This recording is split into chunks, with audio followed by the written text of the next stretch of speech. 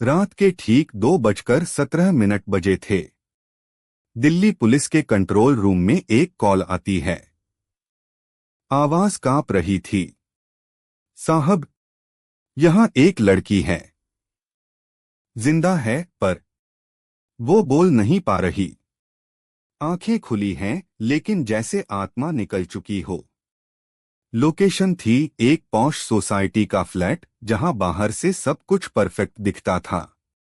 अंदर का दृश्य देखकर एक सीनियर पुलिस अफसर ने बस इतना कहा, ये मर्डर नहीं है, ये उससे भी ज्यादा खतरनाक है। किसी ने इसे पहले दिमाग से मारा है। यही से शुरू होती है रिया मल्होत्रा की कहानी। एक ऐसी लड़की जो मरी नहीं थी, लेकिन जिसके अंदर का इंसान पूरी तरह खत्म कर दिया गया था।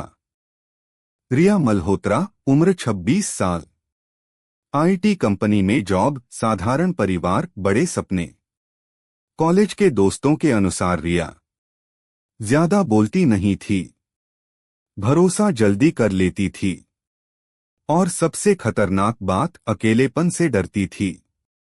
यही डर बाद में उसकी जिंदगी की सबसे बड़ी कमजोरी बना। रिया की मुलाकात हुई आदित्य वर्मा से। आदित्य दिखने में स्मार्ट, बोलने में शालीन, और दिमाग से बेहद तेज। वो जानता था कि सामने वाले को कैसे पढ़ना है। आदित्य ने रिया से प्यार नहीं किया, उसने उसे स्टडी किया।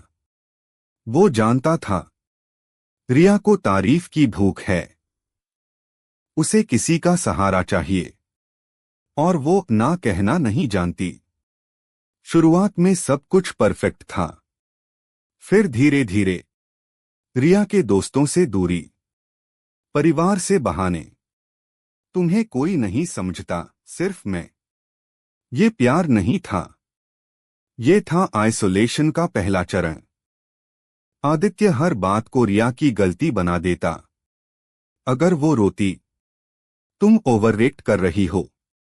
अगर सवाल पूछती, तुम्हें मुझ पर भरोसा नहीं। अगर चुप रहती, देखा तुम कितनी नेगेटिव हो। इसे कहते हैं गैसलाइटिंग, जहां पीड़ित को खुद पर ही शक होने लगता है। रिया ने एक दिन अपनी डायरी में लिखा, शायद मैं ही गलत हूं। आदित्य तो मेरे लिए इतना करता है। यही वो पल था जब उसका दिमाग टूटना शुरू हुआ। अब आदित्य का अगला कदम था पूर्ण नियंत्रण। फोन चेक करना, कपड़ों पर सवाल, ऑफिस टाइम पर शक, और फिर एक दिन पहला थप्पड़, लेकिन उसके बाद माफी। रोना, मैं तुम्हारे बिना मर जाऊंगा। रिया ने पुलिस को बाद में बताया, उस दिन मुझे दर्द नहीं हुआ, मुझे लगा मैं ही उसे ऐसा बना रही हूं। यही एक साइकोलॉजिकल ट्रैप है, जहां पीड़ित अपराधी को बचाने लगती है। उस रात आदित्य ने रिया को फ्लैट बुलाया। बात छोटी सी थी। रिया ने ब्रेकअप की बात कही। आदित्य शांत था, बहुत ज्यादा शांत। उसने दरवाजा बंद किया, फोन छीन लिया, लाइट बंद कर दी।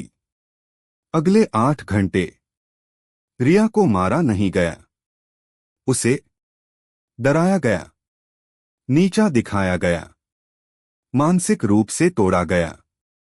जब पुलिस पहुंची, रिया जिंदा थी, लेकिन उसकी आंखें खाली थीं।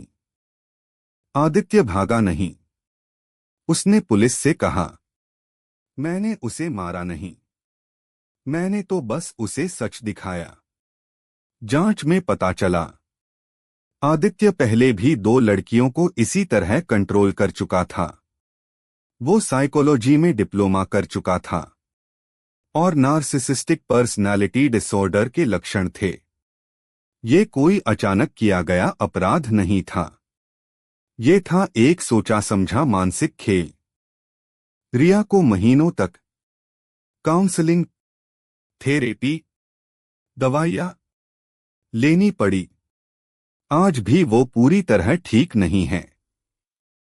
लेकिन एक इंटरव्यू में उसने कहा, वो मेरा शरीर नहीं तोड़ पाया, पर मेरा दिमाग लगभग मार चुका था।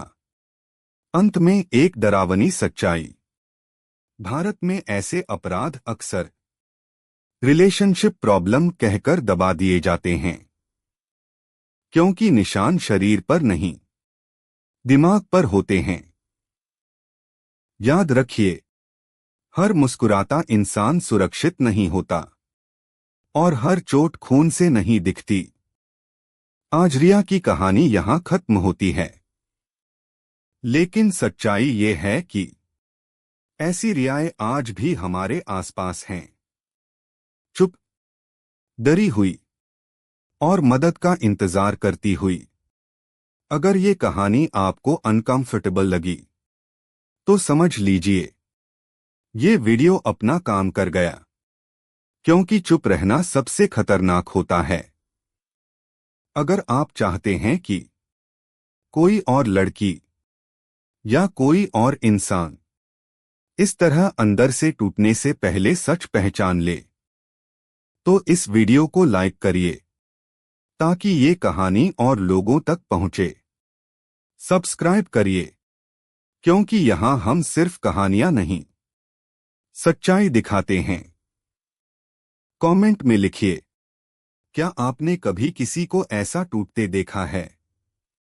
और शेयर कर दीजिए, शायद आपकी एक शेयर किसी की जिंदगी बचा ले, क्योंकि हर कहानी मनोरंजन के लिए नहीं होती, कुछ कहानियां चेतावनी होती हैं।